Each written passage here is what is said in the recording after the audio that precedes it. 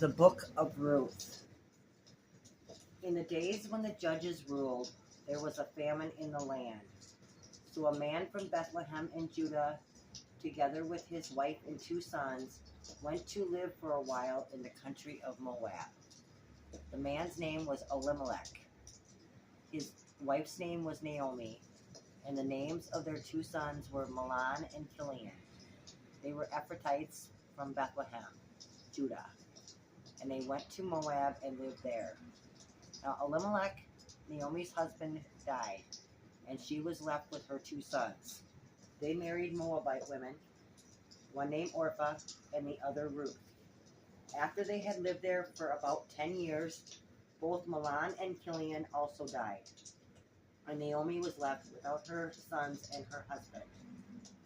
When Naomi heard in Moab that the Lord had come to the aid of his people by providing food for them, she and her daughters-in-law prepared to return home from there. With her 2 daughters-in-law, she left the place where she had been living and set out on the road that would take them back to the land of Judah. Then Naomi said to her 2 daughters-in-law, "Go back, each of you, to your mother's home. May the Lord show you kindness, as you have shown kindness to your dead husbands and to me. May the Lord grant that each of you will find rest in the home of another husband." Then she kissed them goodbye, and they wept aloud, and said to her, "We will go back with you to your people." But Naomi said, "Return home, my daughters. Why would you come with me? Am I going to have any more sons who could become your husbands? Return home, my daughters. I am too old to have another husband. Even if I thought there was still hope for me, even if I had a husband tonight and then gave birth to a son, would you wait until they grew up? Would you remain unmarried for them? No, my daughters. It is more bitter for me than for you, because the Lord's hand has turned against me." At this they wept aloud again. Then Orpah kissed her mother-in-law goodbye, but Ruth clung to her. "Look," said Naomi, "your sister-in-law is going back to her people and her gods. Go back with her." But Ruth replied, "Don't urge me to leave you or to turn back from you. Where you go, I will go, and where you stay, I will stay. Your people will be my people, and your God, my God. Where you die, I will die, and there I will be buried. May the Lord deal with me, be it ever so severely, if even death separates you and me." When Naomi realized that Ruth was determined to go with her, she stopped urging her. So the 2 women went on until they came to Bethlehem. When they arrived in Bethlehem, the whole town was stirred because of them, and the women exclaimed, "Can this be Naomi?" "Don't call me Naomi," she told them. "Call me Mara, because the Almighty has made my life very bitter. I went away full, but the Lord has brought me back empty. Why call me Naomi? The Lord has afflicted me. The Almighty has brought misfortune upon me." So Naomi returned from Moab, accompanied by Ruth the Moabite, her daughter-in-law, arriving in Bethlehem as the barley harvest was beginning. Now Naomi had a relative on her husband's side, a man of standing from the clan of Elimelech, whose name was Boaz. And Ruth the Moabite said to Naomi, "Let me go to the fields and pick the leftover grain behind anyone in whose eyes I find favor." Naomi said to her, "Go ahead, my daughter."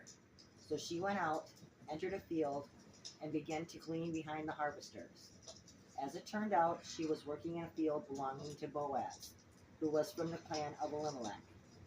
Just then Boaz arrived from Bethlehem and greeted the harvesters. "The Lord be with you." "The Lord bless you," they replied. Boaz asked the overseer of his harvesters, "Who does that young woman belong to?" The overseer replied, "She is the Moabite who came back from Moab with Naomi. She said, 'Please let me glean and gather among the sheaves behind the harvesters.' She came into the field and has remained here from morning till now, except for a short rest in the shelter." So Boaz said to Ruth, "My daughter, listen to me. Don't go and glean in another field, and don't go away from here. Stay here with the women who work for me. Watch the field where the men are harvesting, and follow along after the women. I have told the men not to lay a hand on you. And whenever you are thirsty, go and get a drink from the water jars the men have filled." At this she bowed down with her face to the ground. She asked him, "Why have I found such favor in your eyes that you notice me, a foreigner?" Boaz replied, "I have been told all about what you have done for your mother-in-law since the death of your husband, how you left your father and mother and your homeland and came to live with a people you did not know before. May the Lord repay you for what you have done.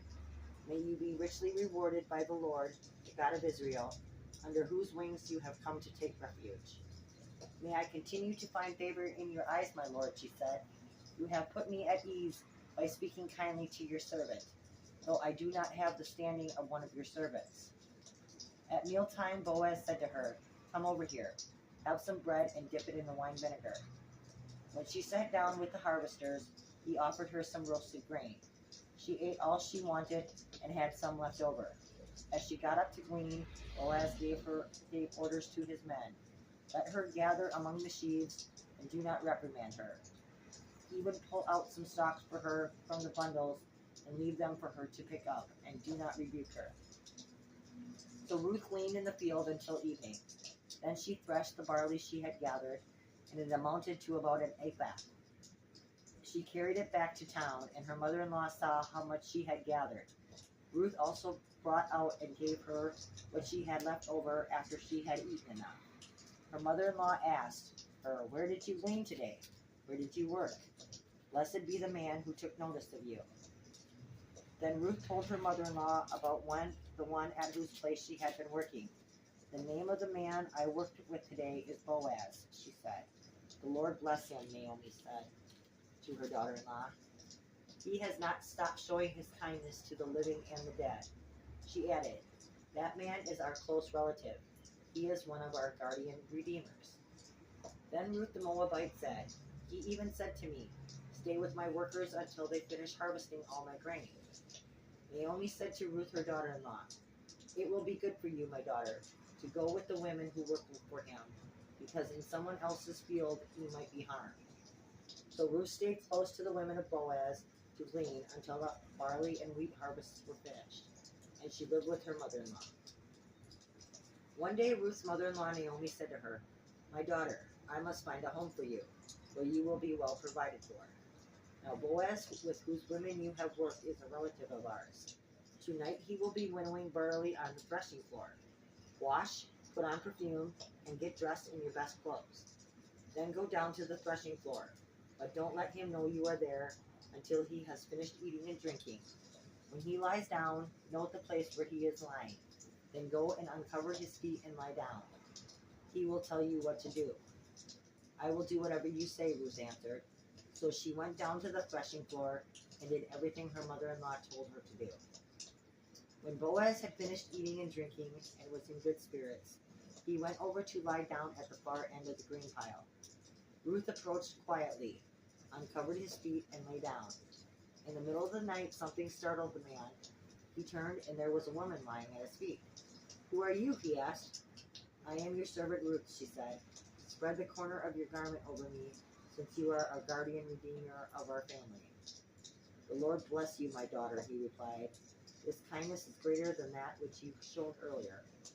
You have not run after the younger men, whether rich or poor. And now, my daughter, don't be afraid. I will do for you all you ask. All the people of my town know that you are a woman of noble character. Although it is true that I am a guardian redeemer of our family, there is another who is more closely related than I. Stay here for the night, and in the morning, if he wants to do his duty as your guardian redeemer, good. Let him redeem you. But if he is not willing, as surely as the Lord lives, I will do it. Lie here until morning."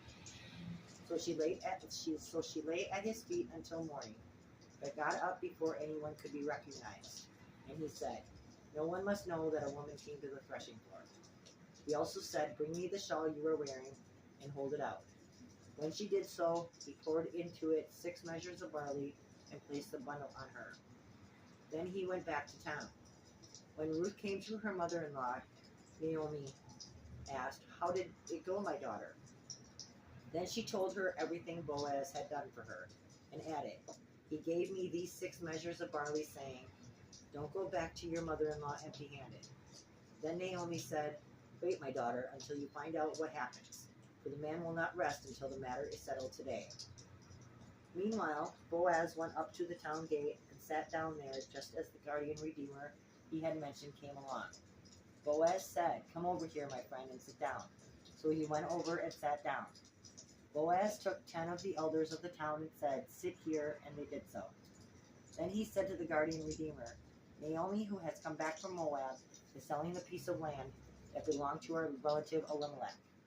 I thought I should bring the matter to your attention and suggest that you buy it in the presence of these seated here and in the presence of the elders of my people. If you will redeem it, do so. But if you will not, tell me, so I will know. For no one has the right to do it except you, and I am next in line.' 'I will redeem it,' he said. Then Boaz said, 'On the day you buy the land from Naomi, you also acquire Ruth the Moabite, the dead man's widow, in order to maintain the name of the dead with his property.' At this the guardian redeemer said, 'Then I cannot redeem it, because I might endanger my own estate. You redeem it yourself. I cannot do it.' Now in earlier times in Israel, for the redemption and transfer of property to become final, one party took off his sandal and gave it to the other. This was the method of legalizing transactions in Israel. So the guardian redeemer said to Boaz, 'Buy it yourself.' And he removed his sandal.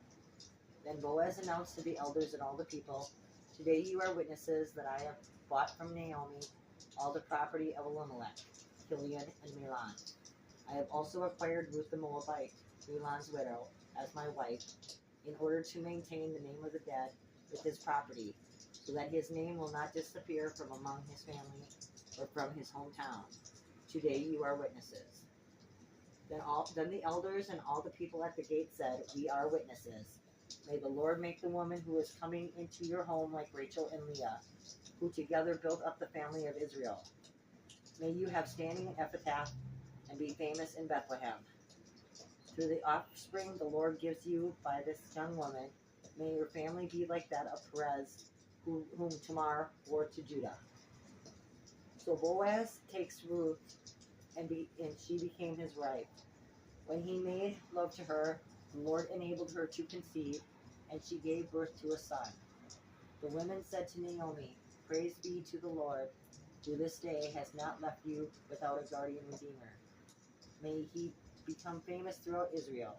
He will renew your life and sustain you in your old age. For your daughter-in-law who loves you, and who is better to you than 7 sons, has given him birth.' Then Naomi took the child in her arms and cared for him. The women living there said, 'Naomi has a son,' and they named him Obed. He was the father of Jesse, the father of David. This then is the family line of Perez. Perez was the father of Hezron, Hezron the father of Ram, Ram the father of Aminadab, Aminadab the father of Nahshon, Nahshon the father of Salmon, Salmon the father of Boaz, Boaz the father of Obed, Obed the father of Jesse, and Jesse the father of David." This has been the Book of Ruth, as read from the New International James Version.